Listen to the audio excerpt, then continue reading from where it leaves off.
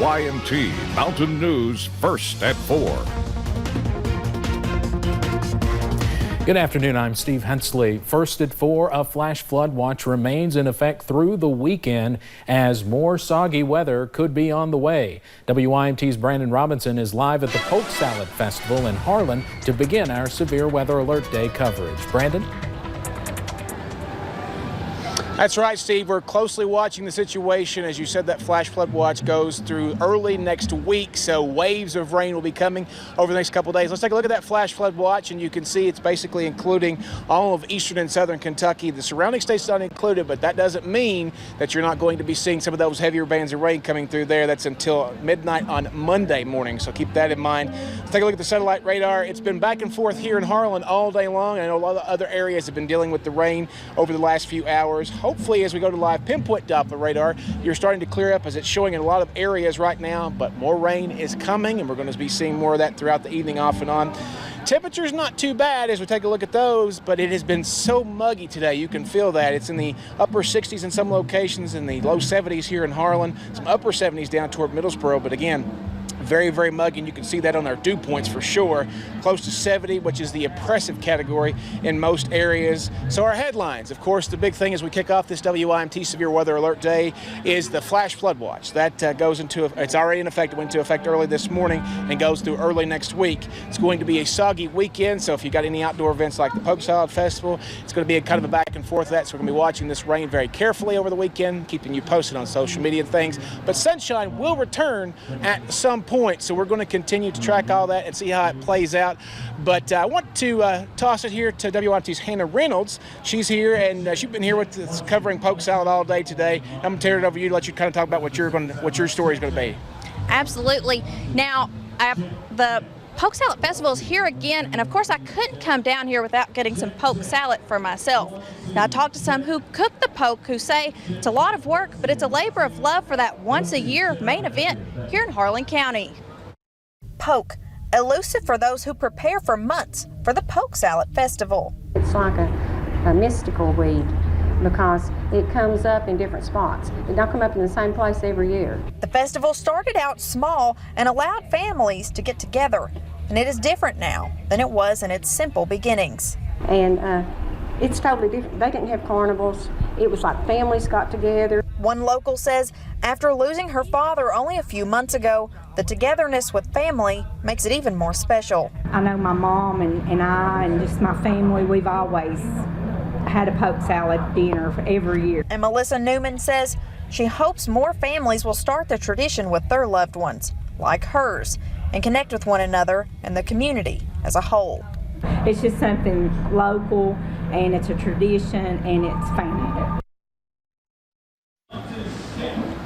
Now, coming up at 6, I talked to people who say that as coal started to leave Harlan County, they're now looking for new ways to use their resources. For now, live in Harlan, Hannah Reynolds, WYMT Mountain News. All right, Hannah, and before that, Brandon Robinson, glad you guys are getting a little break in the rain right now. We'll check in with you later. Well, Remote Area Medical is back in Hazard for a free medical clinic. WYMT's Lauren McCourt talked with volunteers about what they expect for tomorrow's event here in Hazard and joins us now from the newsroom with more. Lauren? Steve, volunteers have been at East Perry Elementary since early this morning, getting ready for this weekend's event. Officials with RAM say they plan to serve more than 500 people tomorrow and have over 300 volunteers. There are several different services RAM will offer, such as vision, medical, and dental care. I think it's absolutely necessary. We all know healthcare and across the United States is not the best in the world sometimes. People can't afford dental and vision for sure. Sometimes they can't afford medical. We provide all three at no cost to the patient. Now, people can begin parking at East Perry Elementary at 12 tonight, but they will not be handing out tickets until 3 a.m. and doors will open officially at 6. Steve? All right, probably a busy place tomorrow, Lauren. Thank you. Well, the heavy rain last night led to some severe flooding in Rockcastle County. The county was under a flood warning for hours. Chelsea Jones is in Broadhead, where they are cleaning up after the flooding. I'm standing on West Main Street in Broadhead, where a lot of the flooding took place. Emergency management officials tell me that 4 inches of rain fell within 2 hours. the water going into nearby homes and businesses. Employees here at Brodhead Dairy Delight are busy cleaning up after rainwater flooded the food storage area. They were still serving customers yesterday afternoon when water gushed all the way to the front door. It comes swooping in here, run down the street. I mean, you couldn't even step out the door. It was blowing. It was terrible. The water levels were so dangerous for drivers, officials had to shut down Main Street. Despite the flooding inside Dairy Delight, employees say there wasn't much damage. Food and materials were up off the ground, away from the water.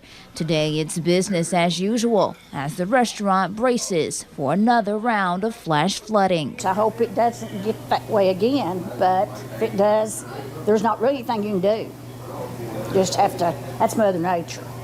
Although many of the major roads are open, officials say some areas may be flooded. They advise drivers to use caution and to stop at roadblocks. In Rockcastle County, Chelsea Jones, WKYT.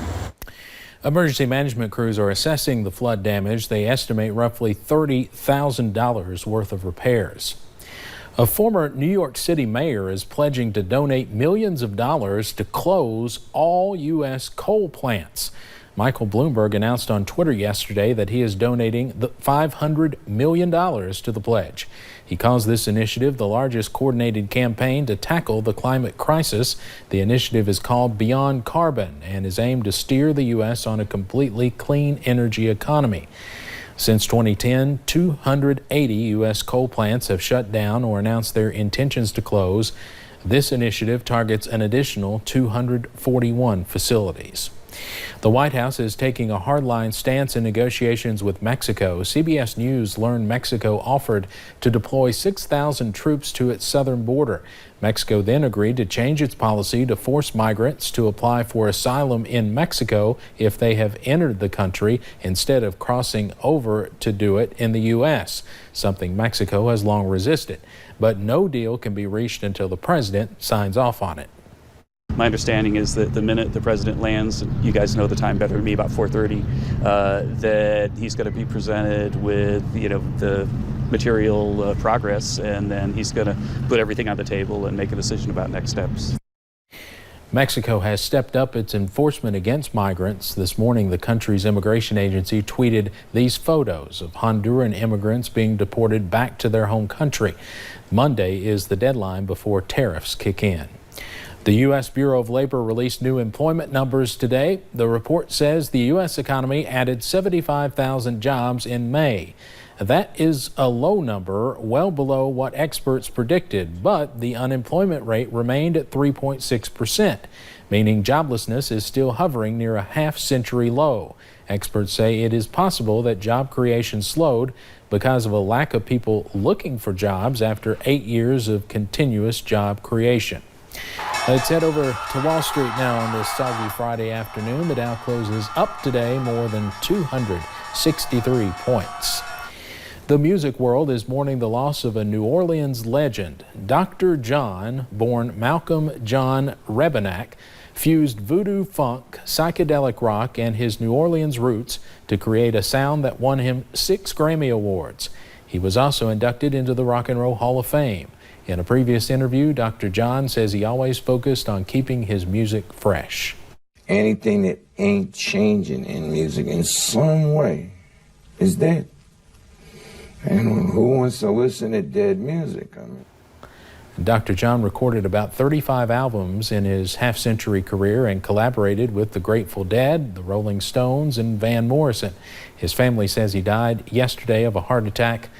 Dr. John was 77 years old. Straight ahead on First at 4, it is a special day for students at Paradise High in California after a wildfire destroyed most of their homes. We're watching the skies tonight and the entire weekend for what's going to fall out of them. We'll have the latest forecast in just a couple of minutes.